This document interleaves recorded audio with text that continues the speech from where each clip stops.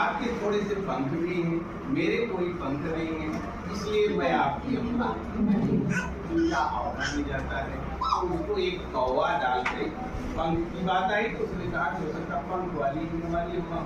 तो वो कौवे के पास गया, जाके कहता है चूजा बोला, आप लोग भी बोलिए एक बार, चूजा बोला क्या तुम मेरी अम्मा हो? कौवा कह रहा है नहीं, मैं आपकी अम्मा नहीं। तुम तो बहुत उजले हो, तुम तो बहुत सफेद हो और मैं बहुत काला हूँ, इसलिए मैं आपकी अम्मा नहीं हूँ।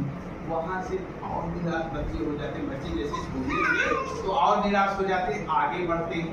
आगे बढ़ने पर उनको एक जो है वहाँ पे कौवे ने भी उनको थोड़ा सा पूछ लिया कि देखिए तुम उजले हो इसलिए तुम्हारी अम्मा उजली हो सकती है। आगे बढ़ता है तो उनको एक जो है छोटा सा पक्षी बैठा तोता उसके पास पहुंचता है और चूजा बोलता है क्या तुम मेरी अम्मा हो? सब लोग नहीं बोल रहे हैं।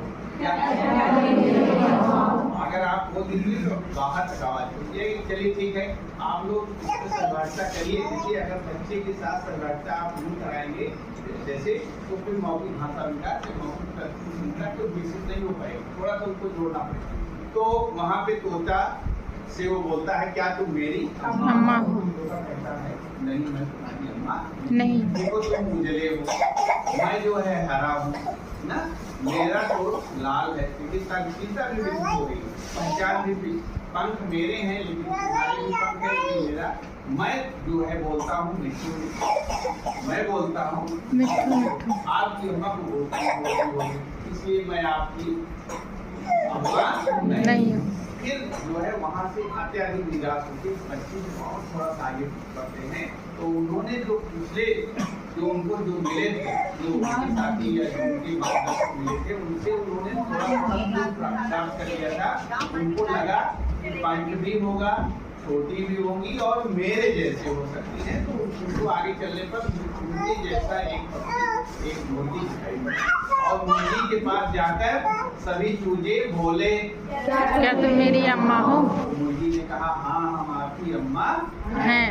तो कहा आप कहाँ चली गई थी? मैं इतना दूर से ढूंढते ढूंढते आपको आया। तो मुर्गी ने कहा बेटा हम चले गए थे खाना लाने चले गए थे और जो है इसी में मुझे देर हो गई और जब अपनी माँ को बच्चे पाए तो बहुत खुशी से निपट गए और मुर्गी और बच्चे दोनों देखा ठीक।